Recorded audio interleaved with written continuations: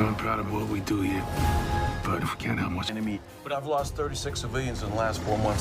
Bravo, we got a convoy heading our way. 54,000 square kilometers of insurgency. Send it.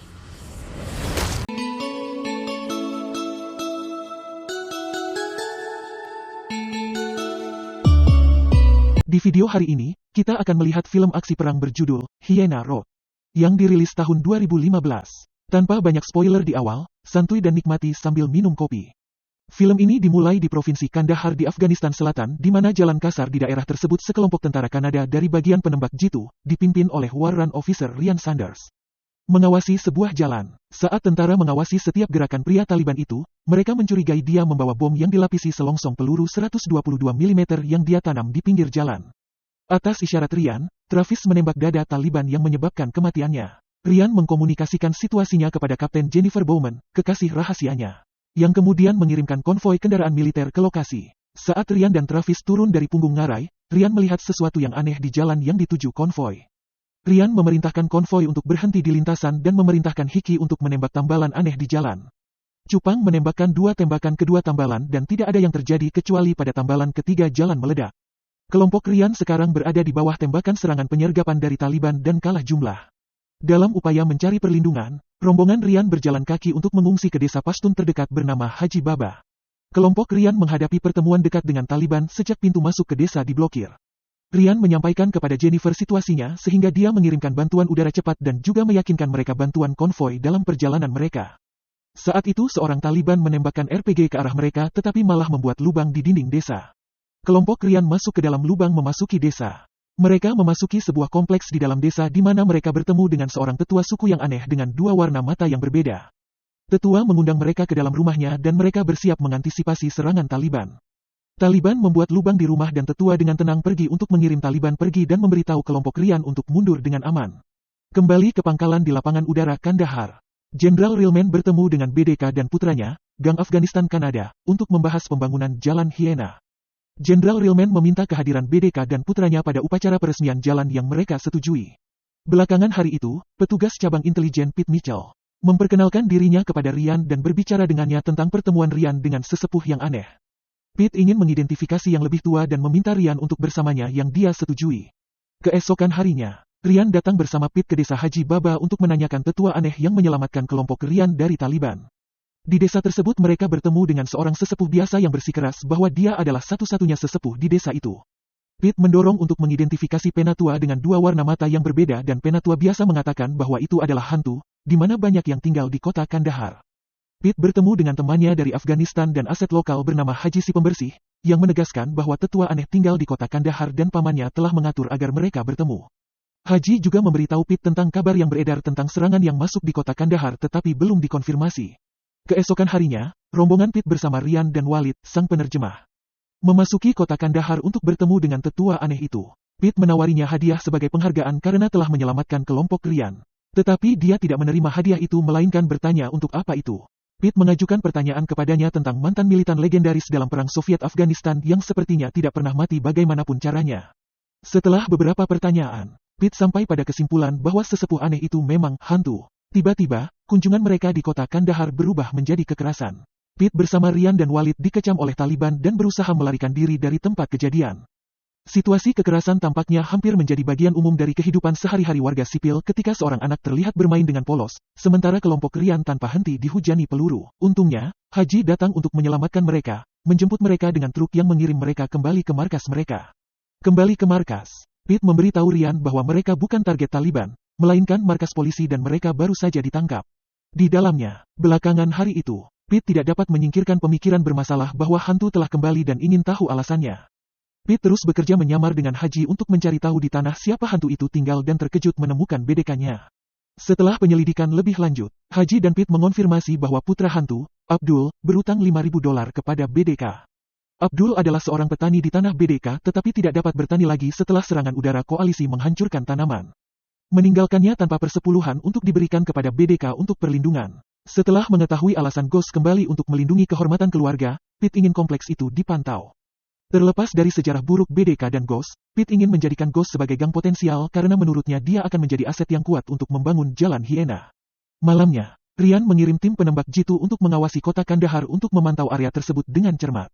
Di pagi hari, tim penembak jitu melihat BDK dan putranya, Hamid, bersama Taliban mengunjungi kompleks Abdul. Pete menyarankan agar BDK melipat gandakan mereka dengan Taliban.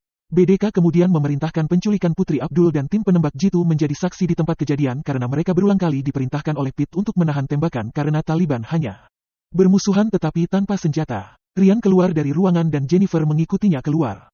Mereka berdebat tentang situasi bagaimana Jennifer tidak mengesampingkan panggilan tersebut tetapi dia membela bahwa itu bukan panggilannya dan bahwa situasi tersebut menuntut aturan keterlibatan.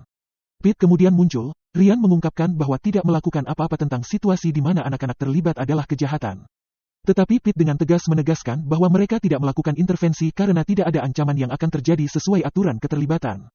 Pete selanjutnya menjelaskan bahwa gadis-gadis itu kemungkinan besar akan berakhir di pasar dan dijual dalam pernikahan anak di Dubai atau di rumah bordil dengan cara apapun BDK mendapatkan uangnya. Pete lebih lanjut menjelaskan bahwa BDK berada di bawah perlindungan Chia karena dia adalah aset berharga mereka di provinsi tersebut. Pete dan Haji selanjutnya menjelaskan bahwa Ghost tidak punya pilihan selain membalas dendam terhadap BDK. Sesuai dengan budaya Islam, kepala keluargalah yang bertanggung jawab untuk berinisiatif memulihkan kehormatan keluarga, jika gagal maka akan ditinggalkan. Mengenai sejarah BDK dan Ghost, BDK bertugas di bawah Ghost dalam perang melawan Rusia dan Afghanistan tetapi konflik dimulai ketika BDK memperkosa seorang pilot Rusia dan sebagai hukuman, Ghost mempermalukan BDK kepada mujahidin. Pete berencana untuk bekerja dengan Ghost untuk menjatuhkan BDK karena dia adalah satu-satunya orang yang mampu melakukannya dan untuk alasan yang baik. Untuk menyelamatkan cucu perempuannya dan memulihkan kehormatan keluarga. Malamnya, hantu mengetahui kabar dari Abdul bahwa cucunya diculik oleh BDK. Karena marah dan bertekad untuk membalas dendam, hantu menginstruksikan penculikan Hamid dengan bantuan anggota sukunya. Segera setelah itu, BDK menerima berita mengerikan yang sama bahwa putranya hilang. Kembali ke pangkalan, Rian bertemu dengan Jennifer dan dia meminta maaf atas tindakannya sebelumnya tetapi Jennifer mengatakan kepadanya bahwa bukan itu yang ingin dia bicarakan. Jennifer mengundang Rian ke kamar dan dengan ragu menunjukkan foto USG janinnya, mengejutkannya bahwa dia hamil. Rian menerima berita itu dengan baik dan mereka memutuskan untuk memiliki bayi meskipun peraturan militer melarang persaudaraan. Mereka beralasan itu dikandung saat mereka sedang cuti di Siprus sehingga tidak ada aturan yang dilanggar. Jenderal Rilman bertemu dengan Pete memerintahkan agar orang-orang Pete mengambil tindakan atas situasi tersebut di Jalan Hyena karena setiap truk menuju ke konstruksi lebih banyak warga sipil yang terbunuh. Pete meyakinkan Jenderal Rilman bahwa dia sedang mengerjakannya dan menyarankan bahwa BDK berada di belakangnya. Jenderal setuju selama tidak ada lagi korban sipil. Pete kemudian menyuruh Haji untuk mengatur pertemuan dengan hantu di rumah persembunyian yang terletak di daerah terpencil beberapa mil dari Jalan Hyena. Setelah kejadian tersebut, Ghost bertemu dengan Pete di rumah persembunyian. Pete menawarkan rumah persembunyian tersebut kepada Ghost untuk menggunakannya dengan cara apapun yang dia suka. Dia memberinya $5.000 dengan permintaan agar dia menghadiri upacara Jalan Hyena. Hantu setuju untuk menghadiri upacara dan pergi dengan berjalan kaki menuju ke atas gunung. Malam itu, Rian secara resmi melamar Jennifer yang dengan senang hati dia terima. Keesokan paginya, tim penembak jitu Rian semuanya berada di stasiun melaporkan peristiwa yang terjadi. Jenderal Rilman tiba lebih dulu di upacara Jalan Hyena dan bertaruh dengan Soti bahwa para VIP tidak akan muncul. Belakangan, konvoi BDK tiba di jalurnya tapi kemudian berbelok ke arah rumah persembunyian. Pete berasumsi bahwa BDK dan Ghost akan bertemu di rumah persembunyian untuk urusan pribadi. Sementara itu di ruang komunikasi, Pete meminta agar mereka menyadap telepon seluler BDK untuk mendengar percakapan mereka sehingga Walid menerjemahkannya. BDK dengan pengawalnya tiba di luar rumah persembunyian dan bertemu dengan hantu yang sendirian. The Ghost memberikan hutang $5.000 kepada BDK dan menuntut agar cucu perempuannya dikembalikan tetapi BDK bersikeras bahwa gadis-gadis itu telah pergi.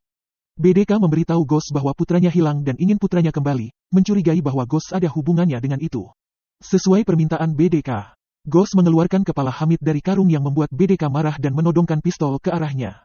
Rian melihat ini sebagai ancaman yang akan segera terjadi dan bertekad untuk terlibat dan menembak jatuh BDK tetapi Pete menimpanya dengan menyuruhnya menahan tembakan dan membiarkan hantu membalaskan dendam cucu perempuannya. Rian masih menembak BDK yang menggorok leher BDK membunuhnya seketika dan pengawalnya segera meninggalkan tempat kejadian. Pete dengan marah memberitahu Rian bahwa hantu itu mencari kematian yang terhormat tetapi intervensi Rian mencegahnya melakukannya. Saat kelompok Rian mundur, Ghost tiba-tiba muncul di depan Rian tetapi entah dari mana Travis ditembak di wajahnya oleh Taliban dari arah rumah persembunyian. Ghost menemani kelompok Rian saat mereka berlindung dari Taliban karena mereka kalah jumlah. Dalam perjalanan mereka ke gubuk anggur, Tank menginjak bom dan Hiki tertembak. Rian yang terluka dan Ghost menarik seluruh kelompok ke dalam rumah. Dengan semua orang terluka, Hiki yang sekarat memberitahu Rian bahwa dia tidak ingin dibawa hidup-hidup oleh Taliban karena itu akan menyiksa dan dia akhirnya mati. Hanya Ryan dan Ghost yang selamat dari serangan mendadak, yang dianggap sebagai balas dendam BDK. Ryan melihat keluar dan melihat bahwa mereka terjebak tanpa kemungkinan untuk melarikan diri yang membuatnya hampir tidak mungkin untuk menunggu dukungan karena Taliban hampir di ambang pintu. Ryan berkomunikasi dengan Jennifer bahwa mereka dikepung dan kekurangan amunisi, sehingga memungkinkan kanon dikirim untuk membunuh Taliban tetapi juga secara efektif membunuh mereka. Di ruang komunikasi, Jennifer menjadi emosional dan mencoba mengesampingkan perintah tersebut tetapi Ryan bersikeras. Ryan meminta maaf kepada Jennifer kemudian seluruh area meledak. Akhirnya, pasukan Kanada berhasil menyelamatkan anak-anak di sebuah rumah tempat mereka dikurung. Dengan bantuan Haji, Pip dari pamannya, rombongan Pip berhasil menyelamatkan anak-anak tersebut. Haji kemudian memberitahu Pip bahwa dia akan pulang ke Kabul sebentar dan jika dia dibutuhkan, dia akan ada di sana. Film diakhiri dengan upacara ram untuk Ryan dan kelompoknya dan untuk Ghost. Keluarganya mengadakan upacara peringatan yang intim untuknya. Tamat, terima kasih telah menonton. Wilujeng wayah kieu, tong hilap subrek, hatur nuhun, dan sampai jumpa di video selanjutnya.